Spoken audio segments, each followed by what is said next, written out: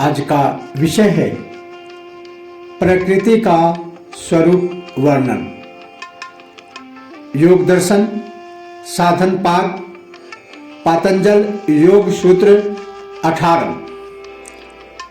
महर्षि पतंजलि प्रकृति के स्वरूप का वर्णन करते हुए कहते हैं, प्रकाश क्रिया स्थिति शीलम भूतेन्द्रियात्मकम भोगा अपवर्गार्थम दृश्यम। अर्थात प्रकाश क्रिया और स्थिति जिसका स्वभाव है, भूत और इंद्रिया जिसका स्वरूप है, पुरुष के लिए भोग और मुक्ति का संपादन करना ही जिसका प्रयोजन है, ऐसा दृश्य है, ऐसी प्रकृति है। इस सूत्र में प्रकृति दृश्य के स्वभाव का वर्णन किया गया है। प्रकाश क्रिया तथा स्थिति इसका स्वभाव है।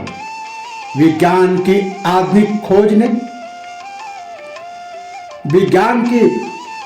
खोज ने भी यही सिद्ध किया है कि पदार्थ और ऊर्जा भिन्न नहीं है, बल्कि भिन्न भिन्न स्थितियां हैं। इस ऊर्जा का घनीभूत रूप ही पदार्थ दिखाई देता है। विज्ञान पहले इन जड़ पदार्थों की मूल इकाई अणु मानता था। अणु का विखंडन संभव होने पर उससे परमाणु प्राप्त हुआ, तो विज्ञान कहने लगा कि इन विभिन्न परमाणुओं के संयोग से ही तत्वों का निर्माण हुआ है तथा इन्हीं तत्वों के संयोग से विभिन्न पदार्थों का निर्माण हुआ है। इसके बाद वैज्ञानिक इन परमाणुओं के नाभि में पाए जाने वाले प्रोटॉन्स के भी विखंडन में सफल हुए, तो उन्हें मिली तीव्र ऊर्जा, जिसे उन्होंने परमाणु शक्ति कहा। इस परमाणु शक्ति से यह भी ज्ञात हुआ कि यह परमाणु ऊर्जा भी कणों में पाई जाती है। जब इसका भी विखंडन किया गया तो ज्ञात हुआ कि इसमें केवल ऊर्जा ही ऊर्जा है, पदार्थ कहीं है ही नहीं। यह ऊर्जा भी ऐसी है जो स्थिर भी है तथा गतिशील भी, पदार्थ भी है व तरंग भी। दोनों स्थितियां एक साथ होने से विज्ञान ने इसका नाम क्वांटा रख दिया। विज्ञान कहता है कि पदार्थ का कोई स्वतंत्र अस्तित्व नहीं है। यही ऊर्जा जड़ चेतन का कारण है। यह प्रकाश भी है। विज्ञान जिस ऊर्जा की बात आज कह रहा है, भारतीय अध्यात्म उसे हजारों वर्ष पूर्व जानता था। पतंजलि का यह सूत्र यही क्वांटम सिद्धांत है कि यह प्रकृति तीन गुणों सत्व रज तम से युक्त एक शक्ति है तथा प्रकाश क्रिया और स्थिति इन तीनों गुणों का स्वभाव है। सत्य का प्रकाश, रज की क्रिया तथा तम की स्थिति। इस शक्ति का उसे चैतन्य पुरुष के साथ संयोग होने से ही सृष्टि का निर्माण होता है। अकेली यह जड़ शक्ति या प्रकृति सृष्टि का निर्माण नहीं कर सकती। ये समस्त भूत पदार्थ तथा इंद्रियां इस प्रकृति का स्वरूप है, जो उसका साकार रूप है, क्योंकि यह शक्ति निराकार है। यही प्रकृति विभिन्न रूप एवं आकारों में प्रकट होकर जीव के लिए भोगों का संपादन करती है तथा दूसरी ओर मुक्ति की ओर भी ले जाती है। यही अविद्या तथा विद्या है, जो इस प्रकृति के ही गुण हैं। अध्यात्म की दृष्टि से विज्ञान अभी शैशवा अवस्था में है, उसे पूर्ण का अभी कुछ पता नहीं है।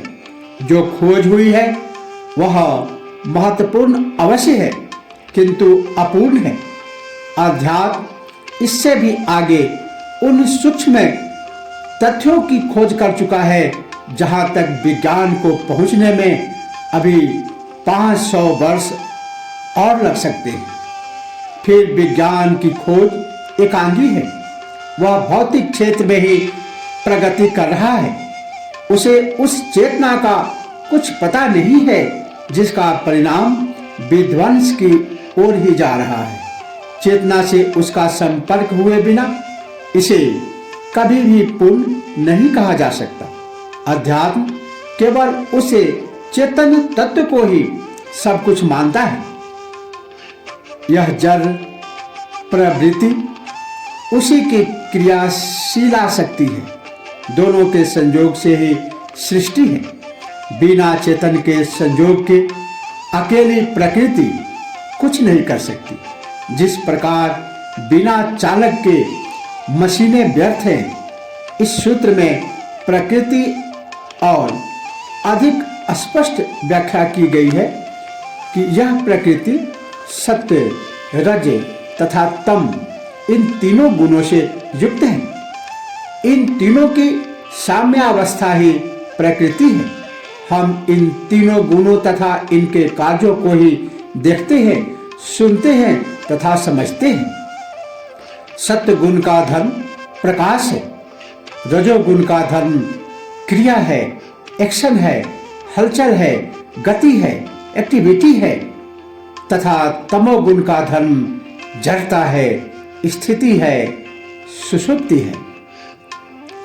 इन गुणों की मात्रा भी भिन्नता से भी विभिन्न जड़ चेतन पदार्थों का निर्माण होता है। ये तीनों गुण ही प्रकृति का स्वभाव है। यही प्रकृति अपने स्वभाव के कारण ही निम्न 23 तत्वों का निर्माण करती है जो इसका स्वरूप है। ये 23 तत्व है 5 स्थूल भूत। 5 स्थूल भूत है आकाश, वायु, अग्नि, जल, पृथ्वी। इसकी 5 तन्मात्राएं शब्द, स्पर्श, रूप, रस, गंध। 5 कर्मेंद्रियां वाक, हस्त, पाद, उपस्थ और गुदा। 5 ज्ञानेंद्रियां श्रोत्र, त्वचा, नेत्र, जिह्वा, घ्राण एवं मन, बुद्धि और अहंकार। यही प्रकृति भोगासक्त पुरुष को अपना स्वरूप दिखलाकर उसे भोगों की ओर उसी प्रकार आकृष्ट कर उनको भोग प्रदान करती है। जिस प्रकार कोई युवती अपने श्रृंगार, चाल ढाल एवं विभिन्न भाव भंगिमाओं से किसी युवक को आकृष्ट कर उसे भोग प्रदान करती है, इसीलिए प्रकृति को माया कहा गया है। किंतु यह प्रकृति केवल भोग ही प्रदान नहीं करती, बल्कि मुक्ति चाहने वाले योगियों को दृष्टा आत्मा का स्वरूप दिखाकर उन्हें मुक्ति भी प्रदान करती है। इसीलिए इस प्रकृति का यह दोहरा कार्य है। जब यह प्रकृति साधक को दृष्टा का स्वरूप दिखा देती है तो स्वयं लुप्त हो जाती है, क्योंकि फिर इसका कोई कार्य शेष नहीं रहता। जब तक मनुष्य इस प्रकृति माया के भोगों के जाल में फंसा रहता है तब तक मुक्ति की संभावना नहीं है, तथा मुक्त होने पर माया अपना प्रभाव नहीं दिखा सकती। प्रकृति के जिन गहन तलों का विश्लेषण आत्मा ने किया है वहां तक अभी विज्ञान को पहुंच नहीं हो पाई। इसीलिए इस रहस्य को, इस मूल तत्व को समझाते हुए, प्रकृति के स्वरूप को बताते हुए महर्षि ने कहा है, प्रकाश क्रिया स्थिति शीलम भूतेन्द्रियात्मकम भोगापवर्गार्थम दृश्यम। आज इतना ही। इसी के साथ ओम नमः शिवाय। जय श्री कृष्ण।